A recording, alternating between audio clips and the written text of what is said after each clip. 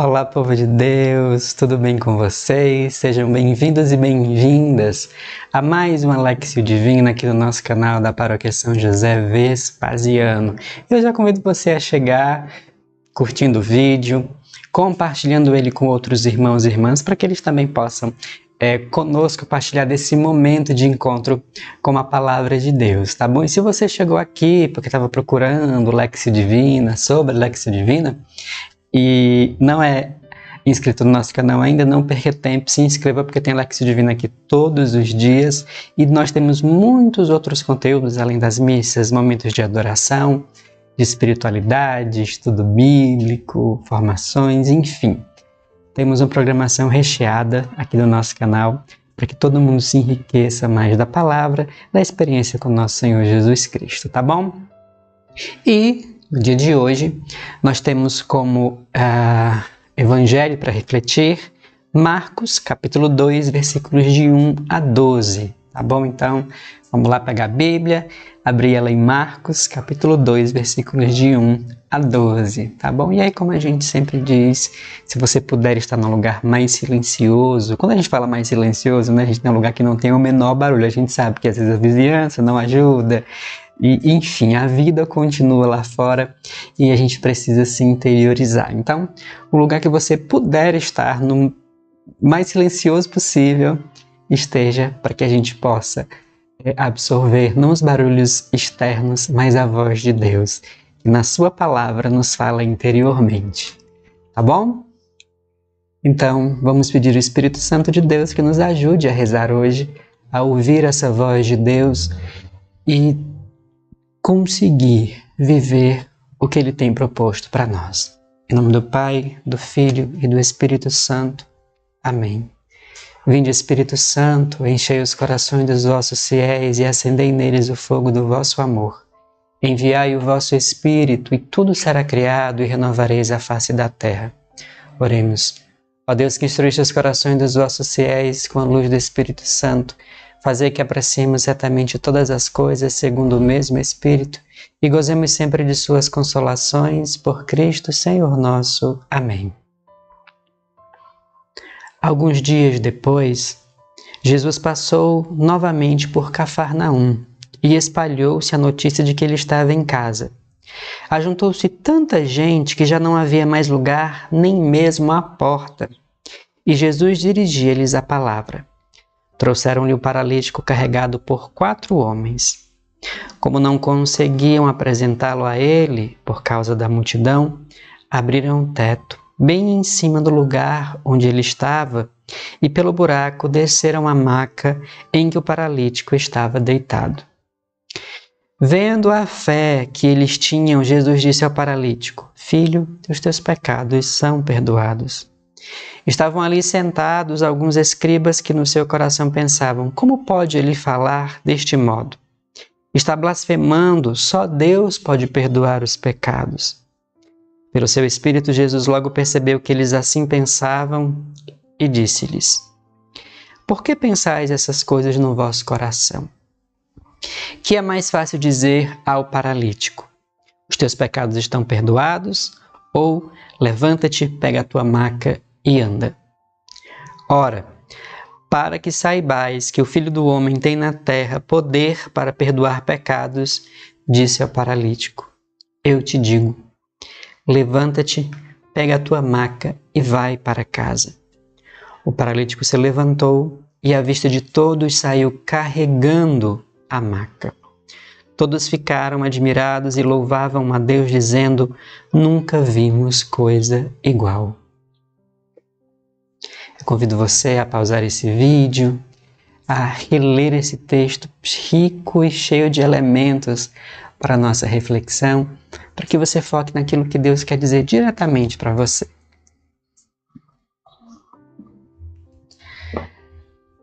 Bom, agora que vamos continuar, né? Você já releu esse texto, vamos falar de alguns pontos bem específicos da teologia de Marcos que nos ajudam na nossa reflexão. Bom, no Evangelho de Marcos, Jesus aparece muito na casa Na casa dele, na casa de Pedro, na casa de algum amigo, na casa de algum outro seguidor.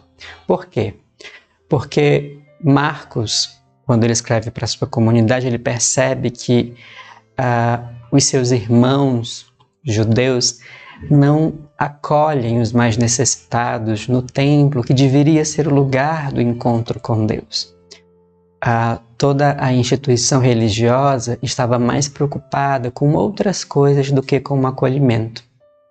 E aí, Jesus sempre aparece na casa, ele sempre coloca episódios onde Jesus estava numa casa para dizer que se a casa de Deus, né, não porque Deus não quer, mas por causa dos homens, não está acolhendo os seus, Jesus, ele institui uma nova casa. E casa é lugar de família, e com isso ele institui também uma nova família. E na família de Jesus, na casa instituída pelo Filho de Deus, todos são acolhidos, mesmo aqueles que são ditos como pecadores, tanto que essa casa vira o lugar do perdão, o lugar de perdoar os pecados, que só Deus faria. E claro, Jesus faz porque ele é Deus, né? Marcos vai colocando pistas de quem é Jesus, então por isso os fariseus, né, os escribas, na verdade, perguntam, mas quem é ele para perdoar pecados? Só Deus perdoa os pecados. Então, quem é esse Jesus? É uma pergunta recorrente no Evangelho de Marcos, para dizer que ele é Filho de Deus, que ele, como Deus, perdoa pecados. Nesse episódio em específico, o homem, né, levado por 4 amigos, 4 irmãos que entendem qual é o papel do seguidor de Jesus Cristo. Olha que interessante. Os escribas são aqueles que não entendem qual é o seu papel. Querem, de certa forma, atrapalhar o processo. Os escribas são homens da palavra, homens que interpretam a Sagrada Escritura. Mas esses homens sábios não conseguem entender e querem atrapalhar o processo. Mas aqueles amigos, vendo a necessidade, fazem o papel do verdadeiro seguidor, do verdadeiro crente, daquele que tem fé. Eles se tornam mediadores entre o irmão necessitado e o Filho de Deus, certo? E aí, olhando especificamente para o encontro de Jesus com o homem, Jesus não olha para a sua necessidade externa. É claro que Jesus sabia que aquele homem precisava ou pudesse querer andar novamente, né? Ou começar a andar, enfim, porque ele era paralítico. Mas Jesus vai além, ele perdoa os pecados. Essa é uma atitude para dizer quem ele é, para mostrar para aquele povo quem ele é e mais ainda, qual é a sua missão. Mais do que um simples taumaturgo, né, ou um curador, como queriam dizer, que tem um papel importante, Jesus é aquele que dá liberdade interior, o perdão dos pecados para aquele homem, dá mais do que o movimento de suas pernas, dá o sentido para a sua vida, para a sua experiência de fé. E é esse movimento de perdoar pecados que faz com que o homem volte a andar. É o perdão dos seus pecados e não simplesmente a cura externa que devolve a ele vida, que faz com que ele vá para o caminho. Que caminho é esse? O caminho de Jesus. E ele vai segurando a sua maca, ou seja, ele vai consciente da sua cura, que é mais do que externa, é uma cura do coração, é uma cura interior. Diante do evangelho como esse, como eu falei, com tantos elementos e sinais para a nossa reflexão, nós podemos pensar o que Deus quer dizer especificamente para nós hoje, com essa Léxio Divina. Que elementos são importantes para serem aplicados na nossa vida. Por isso eu convido você nesse instante a fechar os seus olhos, se for possível.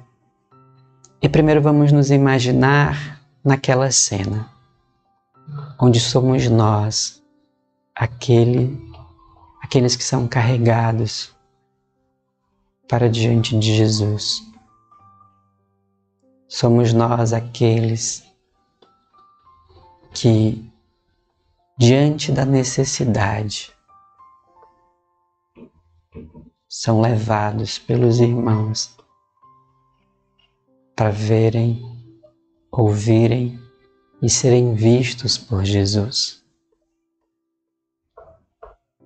E estando nós, cada um de nós, sendo carregados, o nosso coração vai se enchendo de esperança, sabendo que encontraremos Jesus, aquele que tudo pode, aquele que nos dará direção, aquele que nos olhará. Ao chegar, vemos toda aquela multidão onde não é possível entrar porque até a porta está ocupada. Mas, como os nossos irmãos são irmãos de muita fé, sabem da nossa necessidade, esses irmãos nos colocam pelo telhado diante de Jesus. Nossos irmãos, sabendo dos nossos desafios, nos colocam frente a frente com o amado.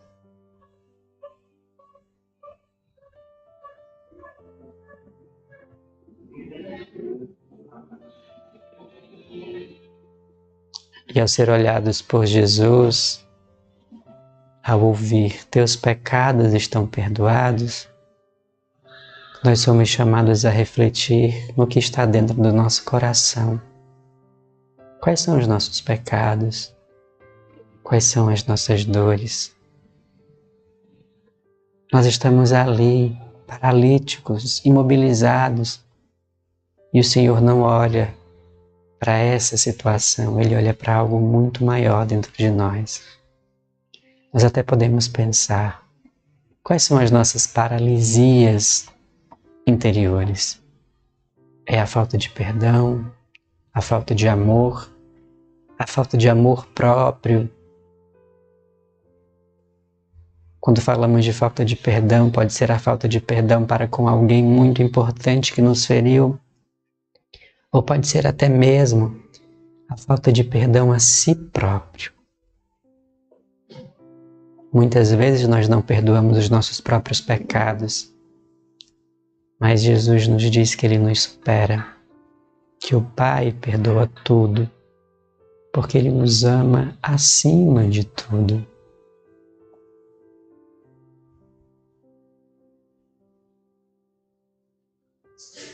E vamos fazer essa experiência mais uma vez, de nos deixar ser olhados pelo Senhor.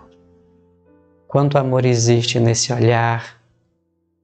É um olhar que não é de pena, é um olhar que não é simplesmente de quem percebe que tem alguém ali necessitado, mas é o olhar de quem percebe o outro de forma mais profunda, que não percebe só as dores externas, mas percebe o que está no nosso coração. Façamos essa experiência. Deixe que o olhar de Jesus lhe diga quais são as suas paralisias.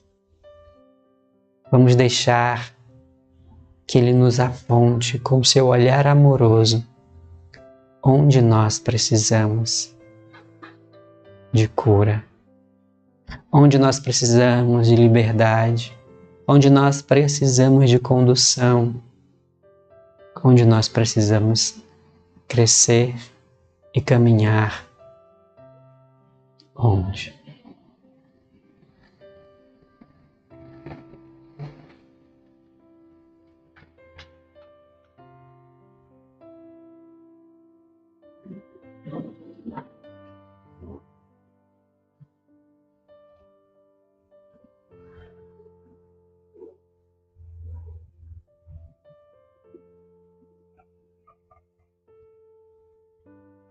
E ao ser olhadas por Jesus, vamos deixar também que toda a inquietude, toda a ansiedade, tudo aquilo que hoje atinge as nossas mentes, nós que estamos ainda em situações tão difíceis, quantos de nós têm sofrido com crise de ansiedade, depressão, pânico? Vamos deixar que tudo isso seja silenciado pelo olhar amoroso de Jesus.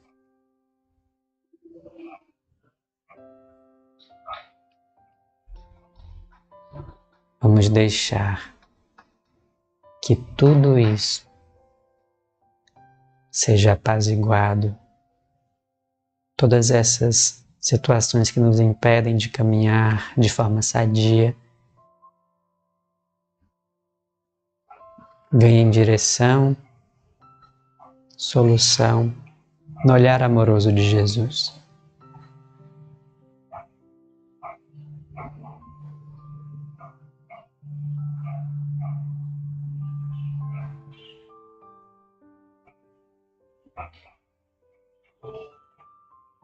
E vamos agradecer ao Senhor, porque a Sua palavra se concretiza nas nossas vidas, porque todos os dias nós somos amados por Ele na palavra, porque todos os dias Ele nos direciona, porque todos os dias Ele nos coloca no seu lugar, na sua casa, no seu coração.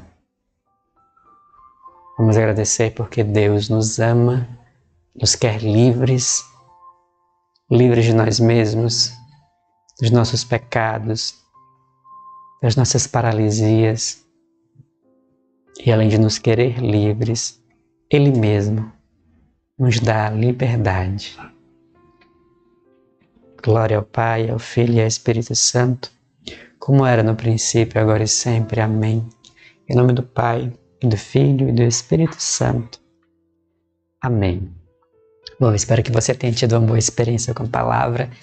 É interessante que um evangelho tão conhecido, quanto mais a gente reza com ele, mais a gente vai aprendendo de Deus e percebendo a concretude com que a palavra se manifesta no nosso dia a dia, olhando esses muitos personagens que foram encontrados por Jesus, não é? Bom, então, compartilha conosco, comenta aí a sua experiência com esse evangelho, tá?